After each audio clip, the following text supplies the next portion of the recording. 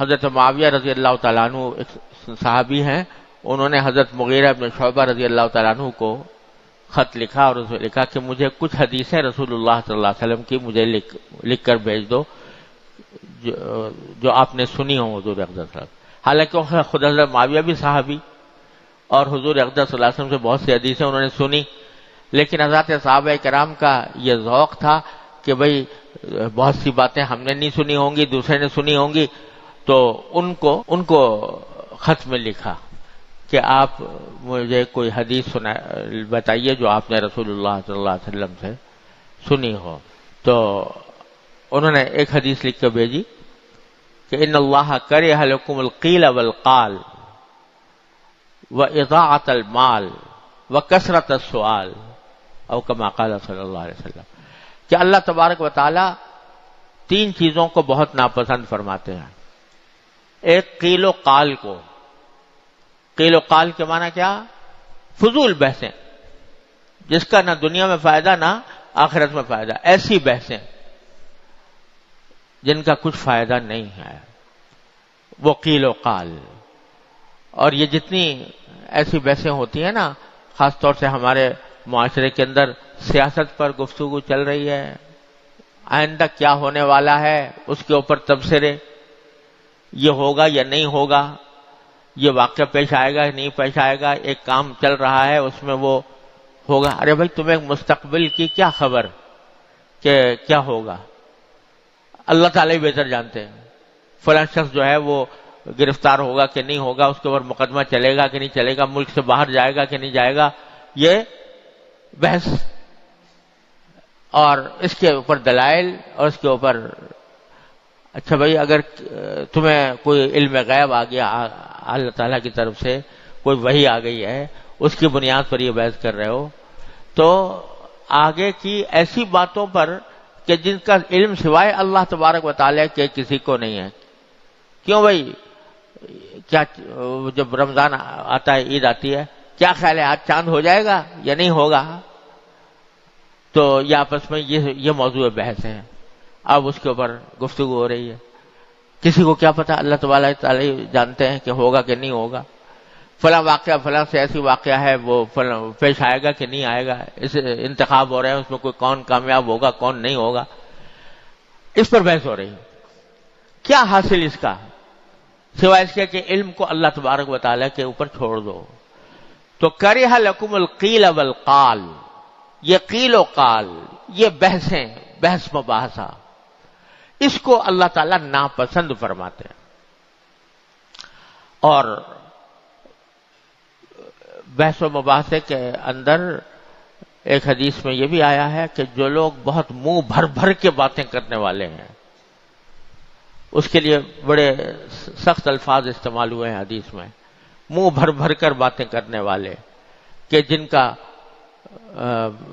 جو اپنی فصاحت و بلاغت اور اپنی آتش بیانی اور شعلہ نوائی کے کو ظاہر کرنا چاہتے ہیں، المتشدقین المتفیہقین حدیث میں اس کے لیے الفاظ آتے ہیں، وہ اپنی فصاحت و بلاغت اور اپنے زور کلام کو ثابت کرنے کے لیے بحثیں کرتے رہتے ہیں، تو وہ سب قیلو اسی میں داخل۔ ان اللہ کرہ لکم القیل والقال، تو فضول بحثیں یہ ناپسند ہیں اللہ تبارک۔ ان اللہ کرہ لکم القیل والقال واضاعۃ المال، اور مال کو ضائع کرنا، جو بھی کوئی چیز اللہ تبارک و تعالی نے عطا فرمائی ہے تو اس کو، وہ اللہ تعالیٰ کی نعمت ہے، اس کو ضائع کرنا، اس کو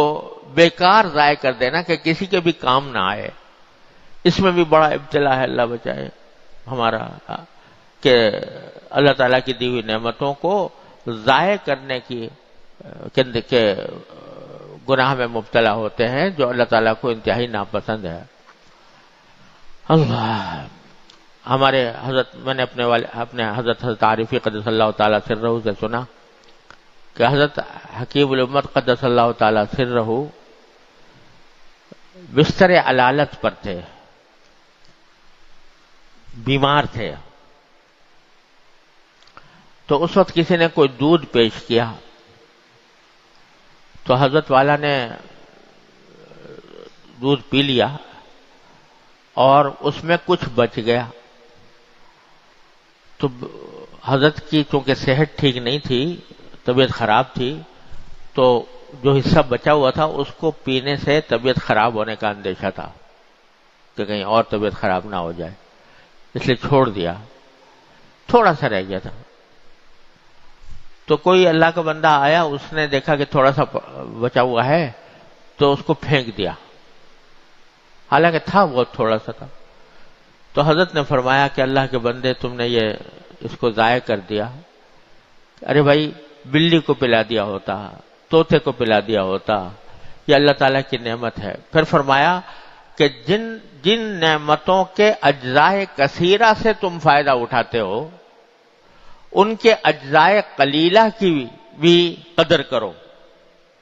یعنی جو بہت سارا چیزیں تم کھاتے ہو، پیتے ہو، استعمال کرتے ہو، فائدہ اٹھاتے ہو، تو اس کی جو تھوڑی سی مقدار ہو اس کی بھی قدر کرو اور اس کو ضائع کرنے سے بچاؤ، ضائع نہ ہونے دو.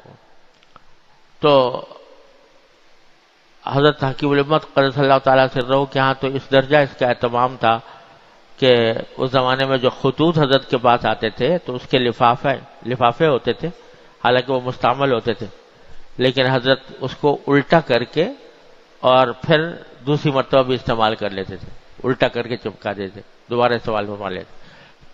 کہ جو کوئی بھی نعمت ہے اللہ تبارک و تعالیٰ کی، وہ چاہے چھوٹی ہو یا بڑی ہو، وہ قابل قدر ہے، اس کو ضائع کرنے سے بچنا چاہیے. اس میں ہم لوگ بھی بہت ابتلا ہے، اللہ تعالیٰ معاف فرمائے. کھانا کھانے کے اندر اتنا نکال لیا جو کھانے کی طاقت نہیں ہے، اور جو بچ گیا تو وہ ضائع ہو گیا. ارے بھائی، اتنا نکالو جتنا کھا سکتے ہو، پھر اور ضرورت پیش آئے تو اور نکال لو، لیکن اکٹھا نکال کر بہت بچا دینا اور اس کو ضائع کر دینا، یہ اللہ تعالیٰ کی نعمت کی ناقدری ہے. تو دوسری چیز فرمائی کہ اللہ تعالیٰ ناپسند فرماتے ہیں مال کے ضائع کرنے کو. وَكَثْرَةَ السُّؤَالِ، اور سوالات کی کثرت کو. سوالات کی کثرت یعنی بے فائدہ سوالات. جہاں ضرورت ہو تو وہاں تو آدمی کو پوچھنا ہی چاہیے. حدیث میں نبی کریم صلی اللہ علیہ وسلم نے فرمایا کہ انما شفاء العی السؤال، پیاسے کی شفا سوال سے ہوتی ہے. یعنی اگر کسی کو کوئی بات معلوم نہیں ہے، کوئی شرعی مسئلہ ہے معلوم نہیں ہے، دوسرے سے پوچھے. فَاسْأَلُوا أَهْلَ الذِّكْرِ إِن كُنتُمْ لَا تَعْلَمُونَ. لیکن فضول کے سوالات جن کا کوئی دنیا میں فائدہ نہ آخرت میں فائدہ، یہ کثرت سوال کو بھی اللہ تعالیٰ ناپسند فرماتے ہیں. یہ حدیث لکھ کر بھیجی حضرت مغیرہ بن شعبہ رضی اللہ تعالیٰ عنہ نے حضرت معاویہ رضی اللہ تعالیٰ عنہ کو.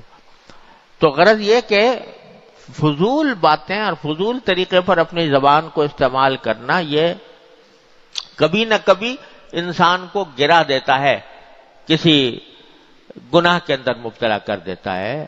اس واسطے حضرت فرماتے ہیں کہ جو بات بھی کہو تو ذرا سا سوچ لیا کرو کہ یہ بات کہنے کی ہے یا نہیں، اس کا کہنا مناسب ہے کہ نہیں. اس کو اگر مناسب معلوم ہو تو کہو، ورنہ نہیں.